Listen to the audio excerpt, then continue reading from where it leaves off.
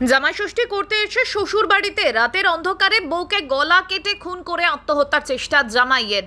ঘটনাটি ঘটে দুবরাজপুরের বোধ গ্রামে। অভিযোগ, গত 4 মাস আগে পদ্মা বাউরির সাথে বিয়ে হয়েছিল ইলাম বাজারের শাহাপুর গ্রামের রাজকুমার বাউরির। বিয়ের পর থেকেই পারিবারিক অশান্তির কারণে বাপের বাড়িতে থাকতো পদ্মা বাউরি। গতকাল জামাই ষষ্ঠী উপলক্ষে শ্বশুর বাড়িতে আসে রাজকুমার বাউরি। রাতে খাওয়া দাওয়া করে ঘুমোতে যায় দুজনে। সকালবেলা গলা কাটা অবস্থায় ক্ষতবিক্ষত রক্তাক্ত দেহ উদ্ধার হয় স্ত্রীর। অভিযোগ, স্ত্রীকে খুন করে নিজেও আত্মহত্যার চেষ্টা করে জামাই।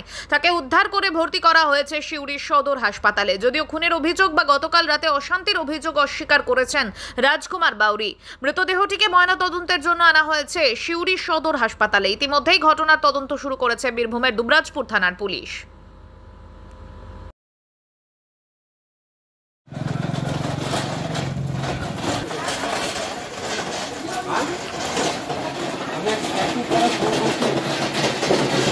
সকালে আমরা খবর পেলাম যে একটা অনুপ বাউরির দাদা দিলীপ বাউরি ওর মেয়েটাকে নৃশংসভাবে খুন করেছে। আমরা পাড়া প্রতিবেশী সবাই মিলে সকালে গেলাম, গিয়ে দেখছি তো এই অবস্থা। মেয়েটা 1.5 মাস থেকে বাবার বাড়িতে ছিল। কালকে জামাই ষষ্ঠী ছিল, জামাই এসেছিল।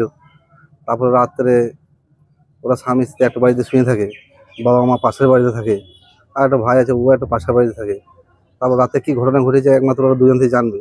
আমরা যেয়ে দেখছি তো মেয়েটাকে গলাটা কাটা, তারপর নৃশংসভাবে খুন করেছে। তারপরে ছেলেটা একটু অসুস্থ ছিল, তাকে সঙ্গে সঙ্গে সিউড়ি সদর হাসপাতালে নিয়ে যাওয়া হয়েছে। তারপর আমরা এই ডেড বডিটা মানুষেরা নিয়ে এলাম।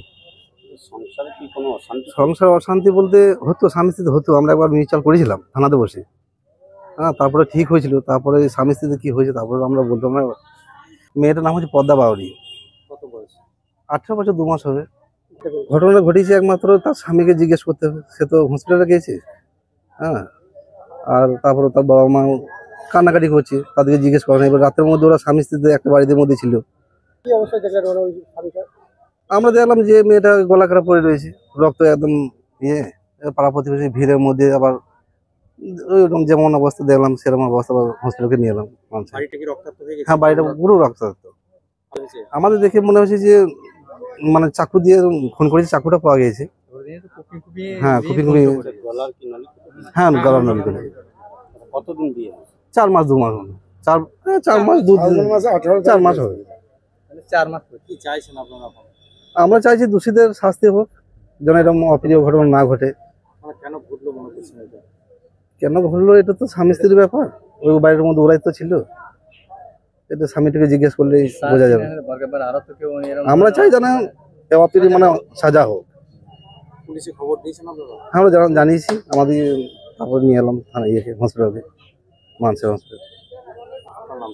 আমার নাম দীপক ডোম, গ্রাম পঞ্চায়েতের মেম্বার। আর কলকাতা বা বর্ধমান নয়, এবার এক ছাদের তলায় সমস্ত রোগের উন্নত মানের চিকিৎসা পরিষেবা পেয়ে যাবেন মল্লারপুরের বিএনএস আয়ুষ্মতি হাসপাতালে। বিএনএস আয়ুষ্মতি হাসপাতাল, বাহিনা মোড়, NH14, মল্লারপুর। বিএনএস আয়ুষ্মতি হাসপাতালে স্বাস্থ্যসাথী কার্ডের মাধ্যমে সমস্ত রোগের চিকিৎসা করা হয়ে থাকে। আমাদের এখানে রয়েছে উন্নত মানের যন্ত্রপাতির আধুনিক অপারেশন থিয়েটার, ICU, CCU ও উন্নত মানের ল্যাবরেটরি। বিএনএস আয়ুষ্মতি হাসপাতাল, মল্লারপুর। আমাদের এখানে জেনারেল মেডিসিন, স্ত্রী ও শিশু রোগ, অস্থিরোগ, কার্ডিওলজি সহ সমস্ত রোগের অভিজ্ঞ ও বিশেষজ্ঞ চিকিৎসক দ্বারা চিকিৎসা করা হয়। আমাদের এখানে কিডনির ডায়ালিসিসও করা হয়। আমাদের ঠিকানা বিএনএস আয়ুষ্মতি হাসপাতাল, মল্লারপুর, NH14, বাহিনা মোড়ের কাছে। যোগাযোগের নাম্বার 7890500905 এবং 7890300903।